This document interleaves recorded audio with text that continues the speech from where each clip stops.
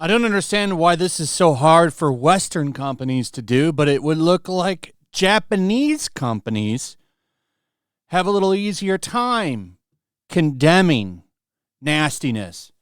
So, in case you didn't know, there's several nasty AI pictures and user-made 3D printed figures getting posted all over social media. Some of them are made to look like SH Figuarts boxes.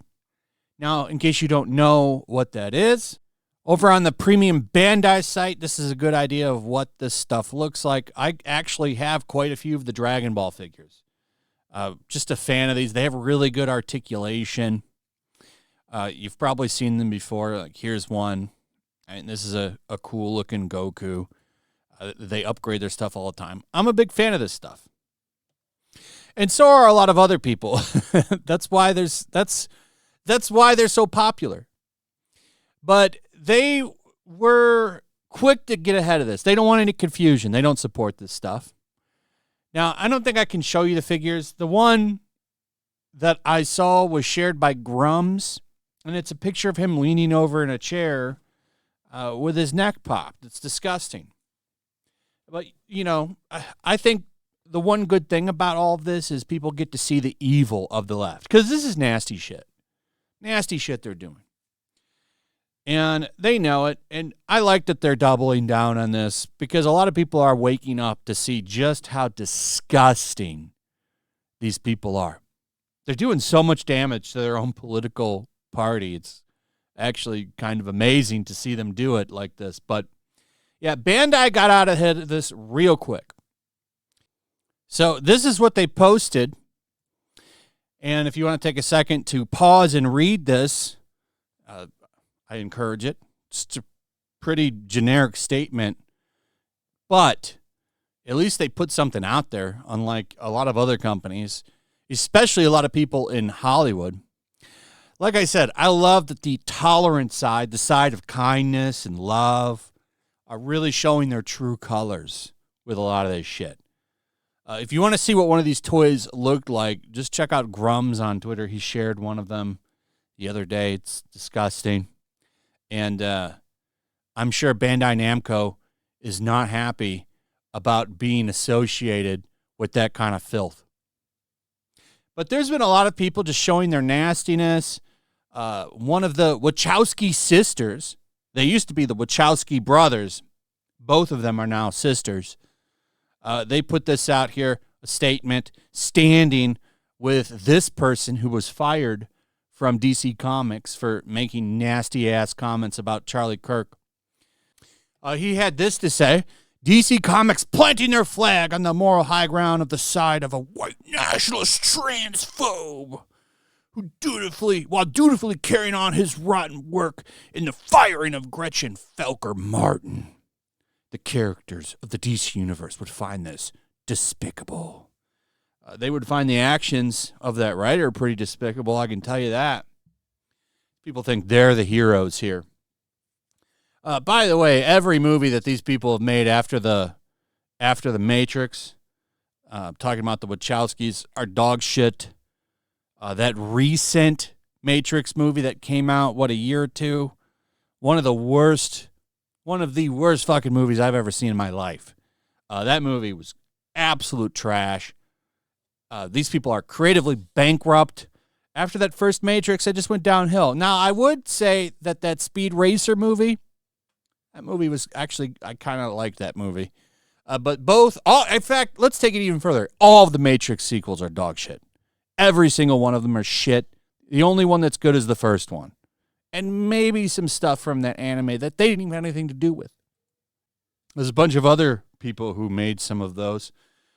On some level, I'm sure they were there, but it's mostly other creators that put that together. People they hired to come in and work on it. But other than that, not a lot going on there, and they've gotten progressively worse as time has went on. Kind of from a change that they did in their lives. They became creatively bankrupt after it. Now, Star Trek people are coming in. Tim Russ, he's come in, mocking Charlie Kirk, saying a bunch of nasty shit like this. The only Kirk that matters, which is funny because William Shatner came out and had some nice things to say about Charlie Kirk. But Tim Russ, quick to run in and say some nasty shit. Assassination is so senseless. Condolences to the Kirk family. Now, William Shatner, I love William Shatner. He can be he can be pretty funny on social media, if that's even him on social media. I'm not sure, but I like William Shatner. George Takei coming out, saying some nasty shit. Here he is right here. After Charlie Kirk's murder, Trump and his allies wasted no time crafting an insidious and baseless narrative that the left is violent, the right is under siege, and only they can restore order. Sound familiar? The Nazis tried the same playbook. Now, we know the left is dangerous.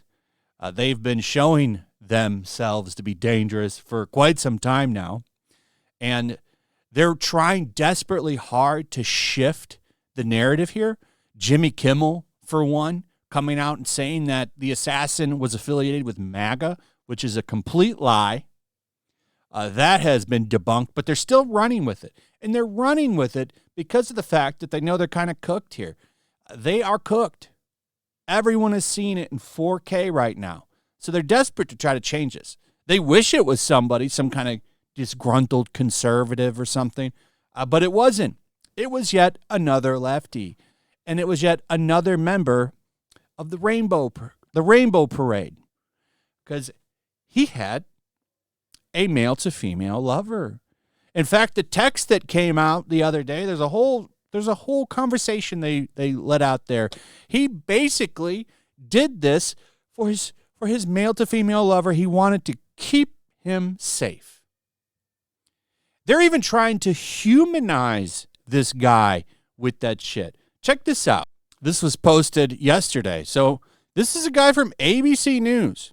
Listen to this. We have seen an alleged murder with such specific text messages about the alleged murder weapon, where it was hidden, how it was placed, what was on it, but also it was very touching in a way that I think many of us didn't expect. A very intimate portrait into this relationship between the suspect's roommate and the suspect himself, with him repeatedly calling his roommate, who is transitioning, calling him my love, and I want to protect you, my love.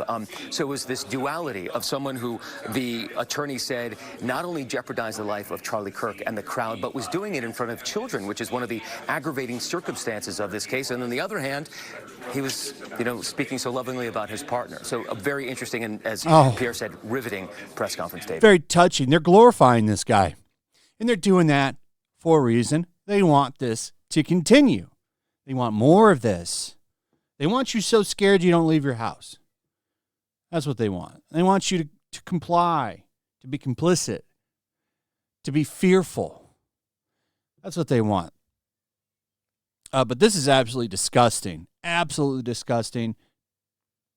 Very intentional, that wording there, saying he was protecting his love, loved his boyfriend, loved him.